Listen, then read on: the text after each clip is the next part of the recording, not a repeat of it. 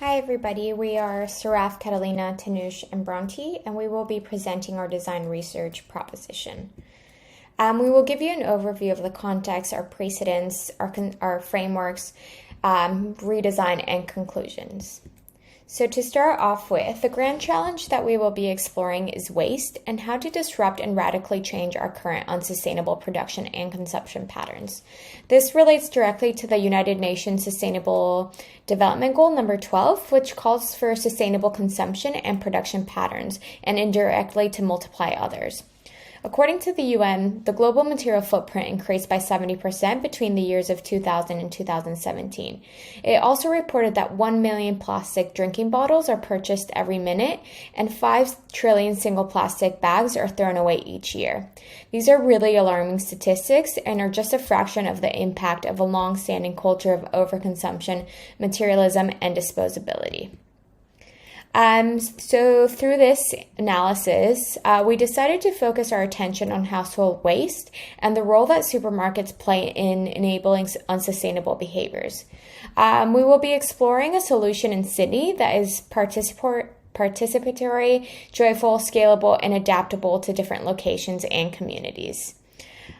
Through this initial brainstorm, we started to think, how might we make the supermarket a site of research, experimentation for more sustainable, equitable, and meaningful futures?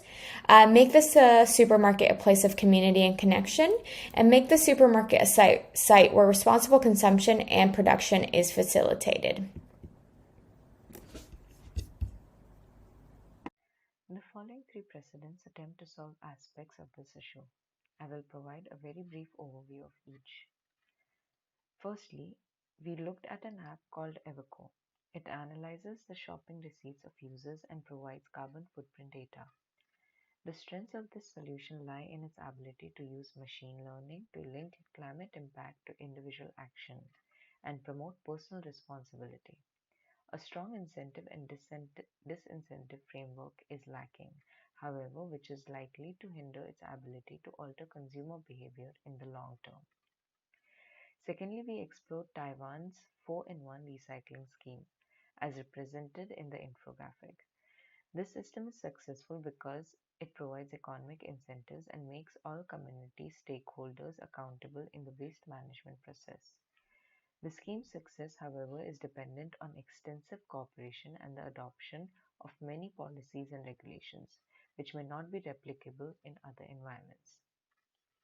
Finally, the precedent that we have chosen to redesign is Waitrose Unpacked. This is one of Waitrose Supermarket's latest sustainability efforts aimed at minimizing plastic packaging. Customers are able to put their groceries directly into their own containers, bottles, and bags and pay by weight. While this solution is an improvement on existing options, it is not wide-ranging enough and fails to address the broader cultural context and infrastructure that has supported unsustainable production and consumption patterns. Overcoming the grand challenge of unsustainable production and consumption involves a redesigning of the whole system. It's something we've strived to do with Co-opolis. So the supermarket's been reconceptualized as a community playground where responsible consumption and production is realized. 3 types of hubs interact to create a cohesive and participatory system. These include a grocery and cafe hub, workshop and living lab hub, and garden and crop hubs, which are connected by their proximity, their mission, and also through an interactive user experience system that exists in the form of an in-store interface, an instructional and educational app, and a reward scheme. So new ways of doing and being are enacted and result in a shift from a culture of overconsumption, materialism, and disposability to one of care for planet, care for country, and care for community. The supermarket has become a place to socialize, a place to learn, and a place to experiment in joyful and inclusive ways. Our current redesign is based in Sydney at the disused Newtown tram depot, seen on the right. For a system that is about reimagining, repurposing, and rethinking, it seemed fitting to select an existing structure with rich history and the ability to be brought back to life. Some of the theoretical approaches that informed our design include behavioural science, living labs, Indigenous knowledge systems, cradle to cradle, beyond human-centered design and speculative design. Hi, I'm Saraf, and I'll be presenting the redesign components of the Reconceptualized supermarket.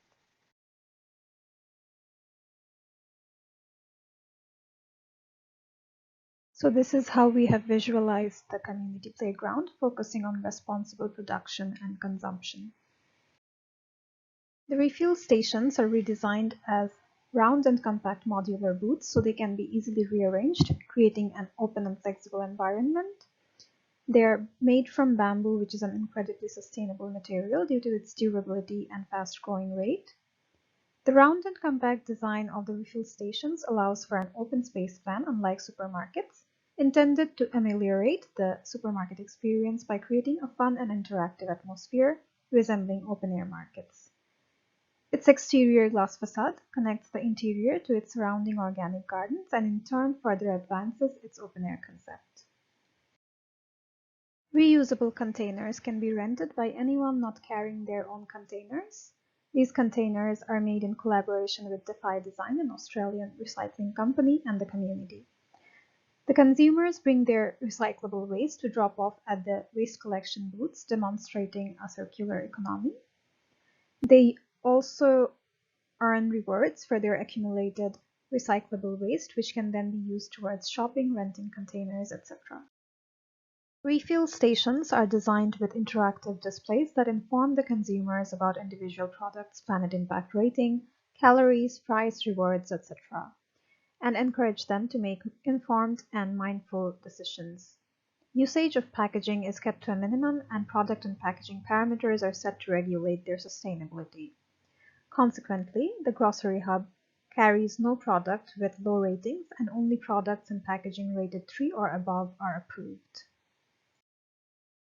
Food is either locally grown in the Co-opolis community gardens or sourced from local farmers and brands to facilitate social sustainability and minimize waste and carbon footprint by ensuring short food chains. This also helps in providing sustainable products to consumers within reasonable prices. And a reward system focusing on sustainability acts as an incentive to prompt consumers to make sustainable choices. The vegetable picking garden comprises of two parts, the picking garden itself and the cafe. Co-opolis is a reinvented concept of outdoor markets that people would visit to buy fresh produce as well as socialize with others. The gardens would serve the customer and the cafes, making full use of all the produce. The picking garden would simply require the user to walk in and start scanning the vegetables they wish to purchase on their application. Once the scanning is complete, the application would provide information related to the vegetables like its price and expiry date.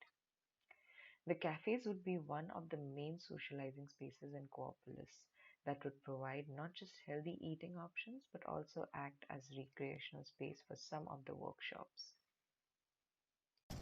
The workshop and living lab hubs are catalysts for new ways of doing and being. As seen on the screen, there are 3 different types that run within Co-opolis. The first type is the Material Innovation Living Lab that involves innovation partner Defy Design and citizens.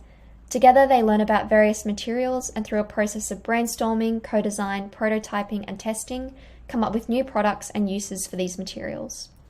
It's highly experimental and collaborative, and the innovation partner is there to guide participants with any technical aspects. The second type of workshop is Community Creatives. In this one, local creatives collaborate with citizens on highly entertaining, fun, and innovative upcycling projects. As with the previous one, they use materials sourced from the in-store recycling or community collection points. The participating local creatives lend their expertise to inspiring and guiding the group, and naturally, education about upcycling is embedded in all these processes. The final kind of workshop is Local Place and Taste. This workshop is led by local First Nations people and is an opportunity to centre local perspectives and pass on cultural and ecological knowledge. So the First Nations crop section is visited and locally grown native ingredients are harvested, passed around and tasted. Typical preparation methods are shared and lessons around seasonality and care are discussed. This workshop also includes a walking tour of the local area where First Nations living artefacts, history and cultural sites are visited and stories are shared.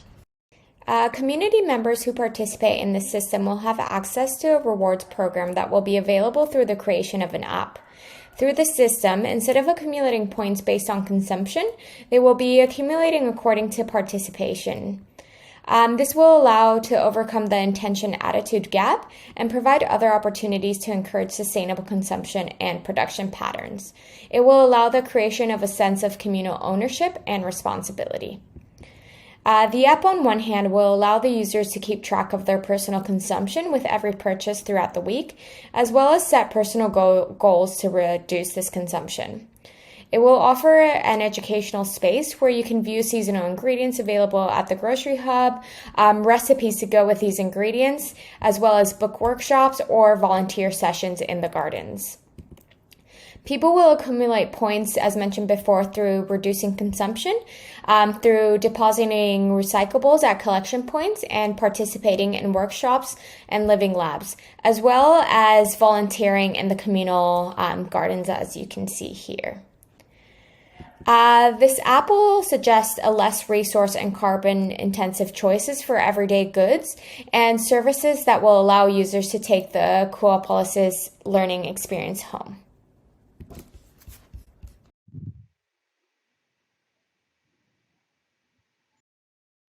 We believe that Co-opolis is an improvement on existing solutions because it seeks to address multiple contributing factors to unsustainable production and consumption patterns in the supermarket context. These range from minimizing packaging and long supply chains by growing seasonal produce to instilling values of stewardship and care for country through cultural workshops. The systems thinking approach means a greater likelihood of longer-term and sustained change rather than short-term piecemeal change. It is also highly inclusive and designed to provide the community with a sense of ownership over their future and the future of the planet. In many ways, our ambitious project reflects the sentiments of Bruce Mao when he states you have to be willing to grow. Growth is different from something that happens to you. You produce it, you live it. The prerequisites for growth are the openness to experience events and the willingness to be changed by them. Our references.